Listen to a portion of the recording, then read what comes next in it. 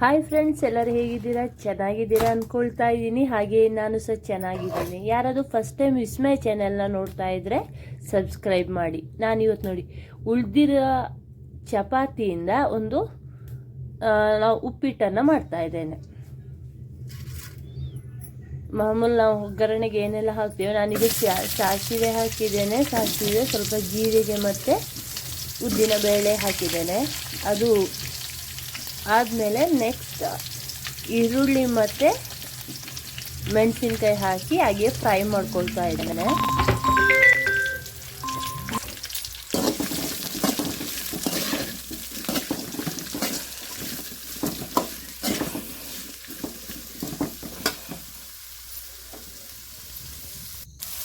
ಇಲ್ಲಿ ಈರುಳ್ಳಿ ಬೇಗ ಬೇಯಬೇಕಾದ್ರೆ, ಕಲರ್ ಚೇಂಜ್ ಆಗಬೇಕಾದ್ರೆ ನೀವು ಸ್ವಲ್ಪ ಅರಿಶಿಣ ಮತ್ತು ಸ್ವಲ್ಪ ಉಪ್ಪು ಹಾಕಿ ಕೈ ಆಡಿಸಿದ್ರೆ ಆಯಿತು, ಬೇಗ ಆಗ್ತದೆ.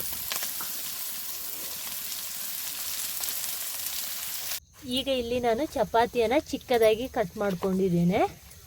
ಈಗ ನಿಮಗೆ ಉದ್ದ ಬೇಕಾದರೆ ಉದ್ದ ನೂಡಲ್ಸ್ ಟೈಪ್ ಆಗಿಬೇಕಾದ್ರೆ ನೀವು ಕಟ್ ಮಾಡ್ಕೊಳ್ಬೋದು. ನಾನು ಚಿಕ್ಕದಾಗಿ ಕಟ್ ಮಾಡ್ಕೊಂಡಿದ್ದೀನಿ. ಇವಾಗ ಇಲ್ಲಿ ಒಗ್ಗರಣೆ ಹಾಕಿದ್ದು ಈರುಳ್ಳಿ ಇದೆಲ್ಲ ಸ್ವಲ್ಪ ಕಲರ್ ಚೇಂಜ್ ಆಗಿದೆ, ಬೆಂದಿದೆ ಅದು. ಅದಕ್ಕೆ ಈಗ ಸ್ವಲ್ಪ ತೆಂಗಿನ ತುರಿಯನ್ನು ಹಾಕ್ತಾ ಇದ್ದೇನೆ. ನಾವು ಹೀಗೆ ಗ್ಯಾಸ್ ಆನ್ ಇರುವಾಗಲೇ ತೆಂಗಿನ ತುರಿ ಹಾಕಿ ಸ್ವಲ್ಪ ಕೈ ಆಡಿಸ್ತಾ ಇದ್ದರೆ ಅದು ಏನಾದರೂ ನಾವು ಮಾಡಿದಂತಹ ತಿಂಡಿ ಏನಾದರೂ ಉಳಿದಿದ್ರೆ ಅದು ಬೇಗ ಹಾಳಾಗಲ್ಲ. ಅದರಿಂದ ನಾವು ಸ್ವಲ್ಪ ಅದನ್ನು ಹಾಗೆ ತೆಂಗಿನಕಾಯಿನ ಸ್ವಲ್ಪ ಬಾಡಿಸ್ಕೊಂಡ್ರೆ ಉಳಿದಿದ್ರೆ ನಮಗೆ ಸಂಜೆ ಸಹ ಬೇಕಾದರೂ ತಿನ್ಬೋದು ಇದನ್ನು.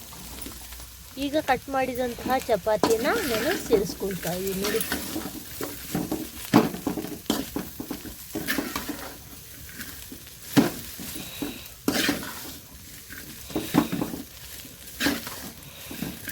ಸ್ವಲ್ಪ ಹುಳಿ ಬೇಕು ಅಂತ ಹೇಳಿದ್ರೆ ಲಿಂಬೆ ಹಣ್ಣನ್ನು ನೀವು ಹಿಂಡ್ಕೊಳ್ಬೋದು.